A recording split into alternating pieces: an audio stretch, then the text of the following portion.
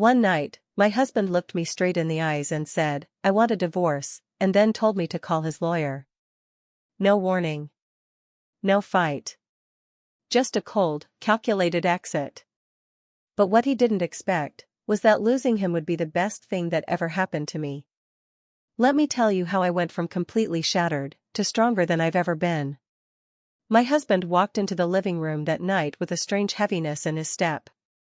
The TV was playing in the background, our kids' laughter echoed from the next room, and I was sitting on the couch folding laundry, just another ordinary Tuesday.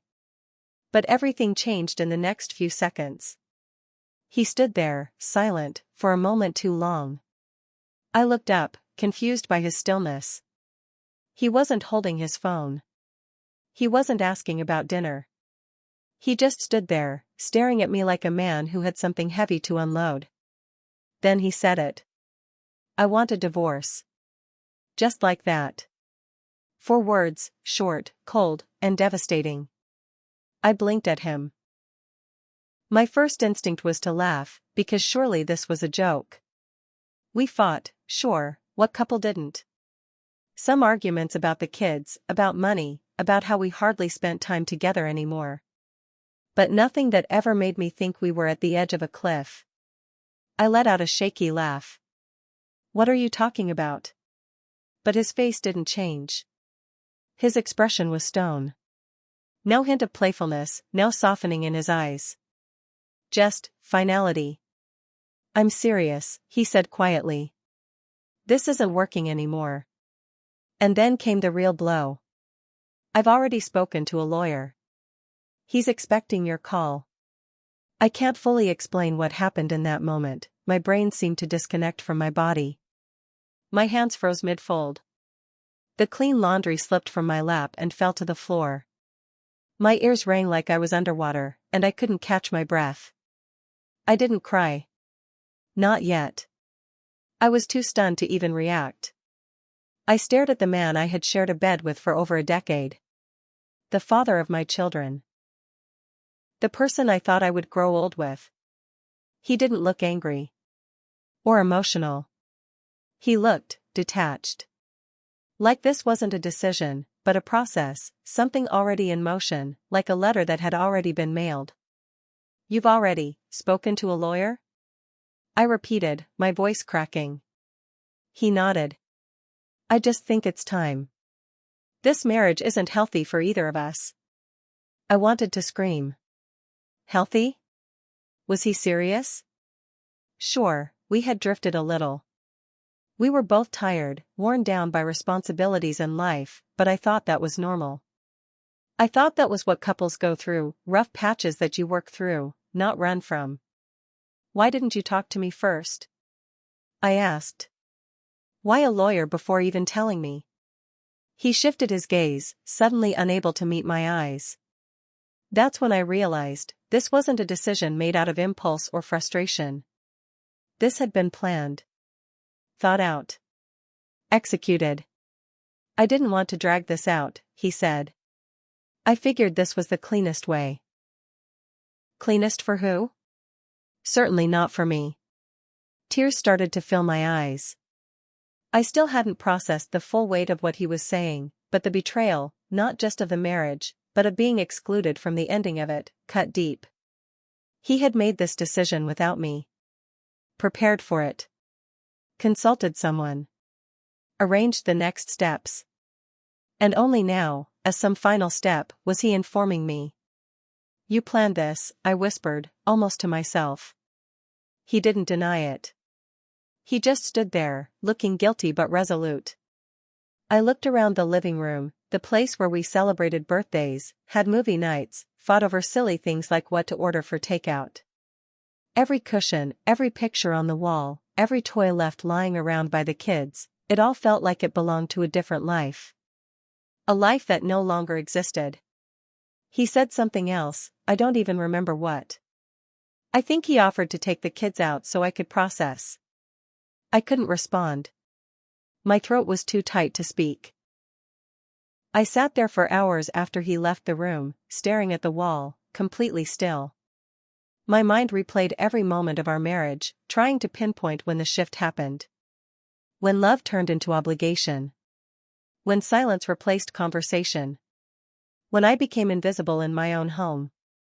But no matter how many times I ran through it, I couldn't make sense of it.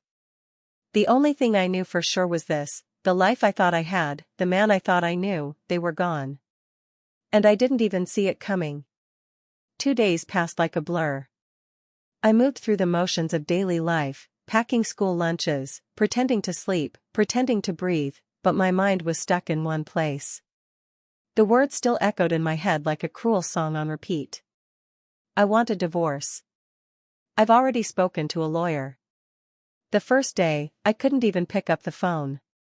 My fingers hovered over the number he'd given me, but my body wouldn't move. What was I supposed to say? What could I possibly ask that wouldn't make me feel smaller than I already did? By the second day, though, I couldn't take it anymore. I needed answers. I needed some sense of what was going on, and maybe, a tiny part of me still hoped this was a mistake. That there'd been some misunderstanding. That this was reversible. So, with trembling hands and a heart pounding louder than my thoughts, I called the number. The line rang once, twice. Law Office of Michael Grant. How may I help you? My voice caught. I swallowed hard. I believe my husband asked me to call. His name is Jason Carter. There was a brief silence, followed by a polite tone. Ah yes, Mrs. Carter. We've been expecting your call. Expecting. The word struck me like a slap in the face. I was just catching up to a story that had already been written, and clearly, I hadn't been invited to help write the ending. Mr. Grant got on the phone moments later. His tone was warm but professional. I understand this must be very difficult. Jason asked me to handle this as smoothly as possible for both parties. Smooth? There was nothing smooth about the way my heart was shattering. Nothing smooth about waking up to find that your entire marriage had been running on autopilot, while the person you loved was planning their quiet escape. But I stayed quiet. I didn't want this stranger to hear the crack in my voice. Then came the real shock. Mr. Grant began calmly walking me through the documents my husband had prepared. Financial disclosures. Asset separation. Custody agreements. He's proposing 50-50 custody of the children, the lawyer said, flipping through papers I couldn't see but already resented.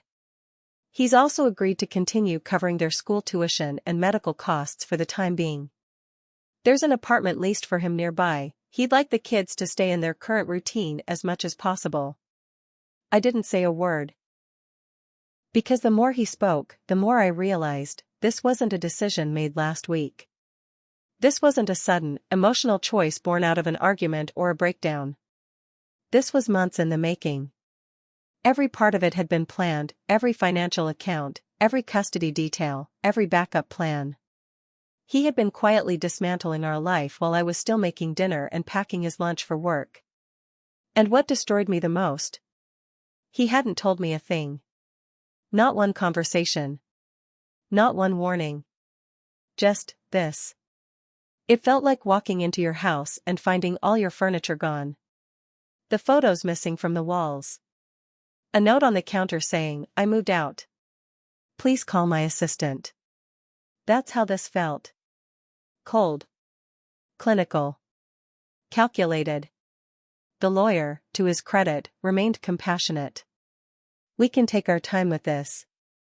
You don't need to make any decisions today. But I barely heard him. My ears were ringing. My mind was elsewhere. Running through every moment over the past year that I had ignored, brushed off, or justified. The nights he came home late and blamed work. The weekends he spent on golf trips. The times he flinched when I touched him, or answered my questions with single-word replies. It had all been signs. Signs that I missed. Or maybe refused to see. I ended the call with a soft thank you, and hung up before I crumbled. And then I cried. Hard. Ugly. Loud.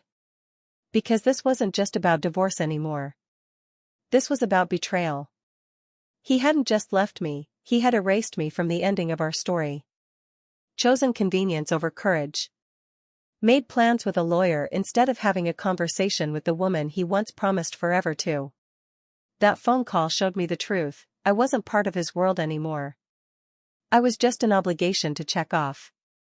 But as broken as I felt in that moment, I also knew one thing. This wasn't the end of my story. It was just the beginning of a chapter one never thought I'd have to write, but I would. And it would be mine. That night, after the kids had finally drifted off to sleep, I sat on the edge of our bed, waiting. He was in the kitchen, cleaning up the dinner dishes like nothing had changed. Like he hadn't just detonated a bomb in the middle of our life 2 nights ago. But I couldn't hold it in anymore. I couldn't pretend. Not in front of him. Not in the silence of our home. When he finally came upstairs, he looked surprised to see me awake, like he expected me to cry myself to sleep and leave it at that. But I didn't. "How long?" I asked. My voice was quiet, but sharp, like a whisper slicing through the air. He stood still for a second, staring at me. Then, to my shock, he answered without hesitation. "About 7 months." 7 months. That's how long he'd been emotionally gone. Checked out. Pretending. Playing the role of husband and father while secretly dismantling the foundation of our marriage behind my back. He didn't even try to sugarcoat it. He said he hadn't wanted to hurt me. That he thought this was the kinder way, to plan everything out, to make the process clean, to give me structure and stability before walking away. But to me, it didn't feel kind. It felt cruel. It felt like cowardice wrapped in a neat little legal package. He didn't give me the respect of a real conversation. Instead, he gave me paperwork. I stared at him, trying to make sense of the man standing in front of me. The man I had shared dreams with, children with, a home with. And then I asked the question I was dreading. "Is there someone else?" For a second, he said nothing. And that second told me everything. "There is, isn't there?" I whispered. He closed his eyes, then nodded. I felt the air leave my lungs. It was like being punched in the chest without warning. The kind of blow that knocks you off balance even though you're standing still. "Who?" I asked, my voice barely audible. He looked down, ashamed. "She's someone I work with." Of course. The office. The long nights. The weekend emails. It all made horrible, perfect sense now. He rushed to explain, as if his words could soften the wreckage. "We didn't plan for this to happen. It just did. We connected. I felt something I haven't felt in years." Years. That word echoed in my head. Was he saying he hadn't felt anything for me in years? Had I just been a roommate? A placeholder in the life he no longer wanted? I wanted to scream. Cry. Throw something across the room. But instead, I just sat there, frozen. Numb. Because sometimes the worst pain isn't loud. It's silent. It's the ache in your chest when the truth finally settles in and you realize the person you love no longer loves you back. I looked at him, really looked at him. And for the first time, I didn't see my husband. I saw a stranger. Someone who had made decisions about our life without including me. Someone who chose a new beginning while leaving me in the wreckage of the ending. "You fell in love with someone else," I said flatly. He didn't deny it. He didn't correct me. He didn't even flinch. "I'm sorry," he said. "I never wanted to hurt you." But he had. And he was still doing it. The worst part? I didn't even hate him. Not yet. I still loved the man I thought he was. The man who helped me through my first pregnancy. The man who held my hand when my father died. The man who laughed with me on late summer nights on our porch, dreaming of a future. But that man was gone. And now, I was left with the ghost of a marriage and a mountain of unanswered questions. That night, I didn't sleep. I lay in bed beside him, not touching, not speaking, staring at the ceiling, trying to make sense of it all. How do you mourn a person who's still alive? How do you let go of a future that never even got the chance to exist? I didn't have the answers. But I knew one thing. This wasn't my fault. And maybe, just maybe, someday I'd find the strength to believe that. The next morning, I woke up in a fog. My face was swollen from crying, my head pounded, and my body felt like it had been through a war. But under all the pain, something had shifted. It was small, just a flicker, but it was there. A quiet, fierce voice deep inside whispered, "You are not going to let this destroy you." I had no idea where that strength came from. Maybe it was survival instinct. Maybe it was rage. Maybe it was the protective fire that ignites when you know your kids are watching. But whatever it was, it got me out of bed. I stood in front of the mirror and barely recognized myself. Puffy eyes, matted hair, a hollow stare, but beneath it all, there was something else. A spark. I washed my face, tied my hair up, and went downstairs. The house was silent except for the hum of the fridge and the distant sound of cartoons playing. I made breakfast like I always did, eggs, toast, orange juice, but something felt different. For the first time in a long time, I was fully awake. And not just awake in the physical sense. I was awake to my life. To how much of myself I had given away. To how long I had lived half asleep, going through the motions, putting everyone else first. I looked around at the kitchen I'd spent years standing in, cooking, cleaning, caring, and realized that somewhere along the way, I had disappeared in it. I had become more mom and wife than me. And I was done with that. That same day, after dropping the kids off at school, I did something I hadn't done in years. I called a therapist. It felt weird at first, saying the words out loud, "My husband left. He's been cheating. I think I need help." But the moment I heard the kind, steady voice on the other end say, "You're not alone," something inside me cracked open. For the first time, I didn't feel like I was drowning by myself. I also reached out to friends, real friends, the ones I had drifted away from when I was too busy playing the perfect wife. I texted them with shaky hands, unsure if they'd even respond. But they did. And their replies were full of warmth and love I had forgotten existed. One of them, Melissa, didn't even ask questions. She just said, "Come over. We have wine and tissues." That simple invitation made me cry harder than I had in days, not from pain, but from relief. And then I opened my laptop. I hadn't touched my resume in almost a decade. The file was so outdated it still listed my old apartment from before we got married. But I updated it.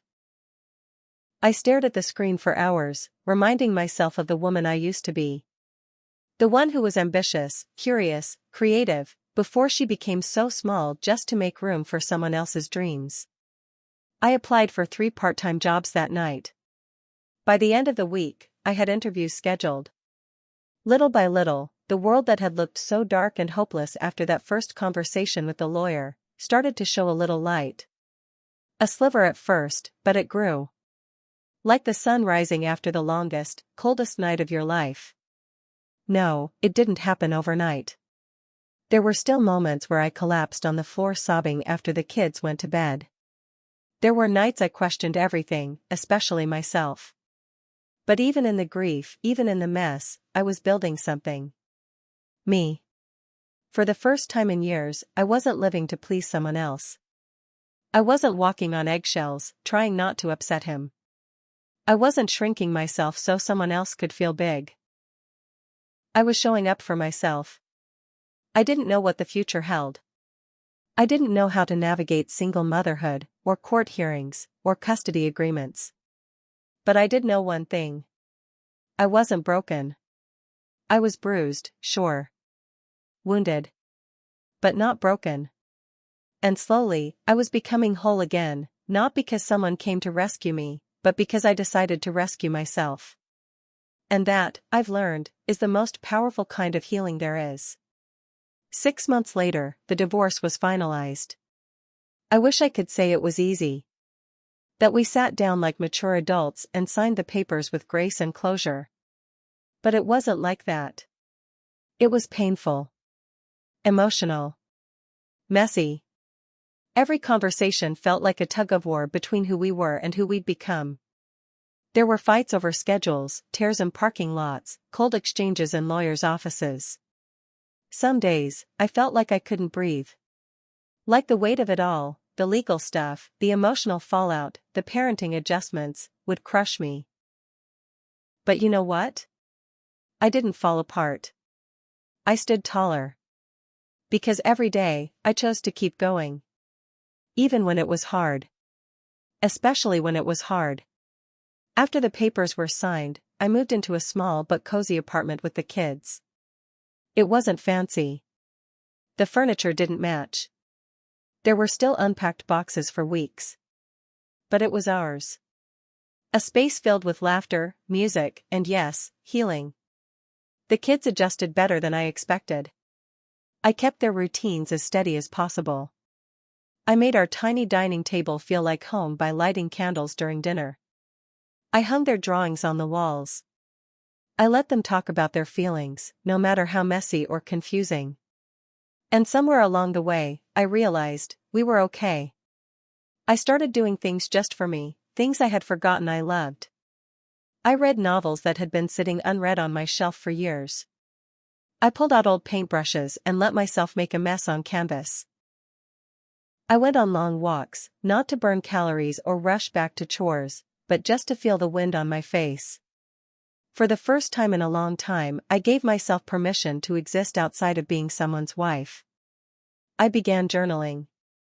Not always about him, sometimes just about what I saw, what I felt, what I wanted. I learned how to enjoy my own company. I even took a solo day trip to the lake just to sit in silence and watch the water ripple. It felt like pressing reset on my soul. And then, one morning, I woke up, and I wasn't angry anymore. I wasn't sad either. Just free. It hit me like a wave, I survived. I went through betrayal, heartbreak, the total dismantling of the life I thought I'd grow old in, and I was still standing. Stronger. Clearer. Lighter. And here's the beautiful twist most people don't expect: I didn't need someone new to make me happy. I didn't move on by rushing into another relationship.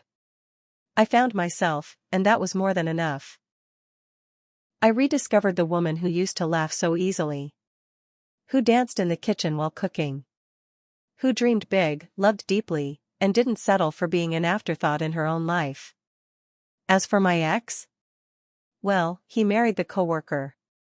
They had a quick wedding, lots of social media posts about true love and new beginnings. But from what I hear, things haven't been as perfect as he imagined. Tension. Arguments. Maybe even regrets. But that's not my concern anymore. Because I no longer carry his choices like they're my burden. I no longer shrink myself to make others feel comfortable. I no longer look in the mirror and wonder if I'm enough. I know I am. I'm enough for my kids. Enough for my new life.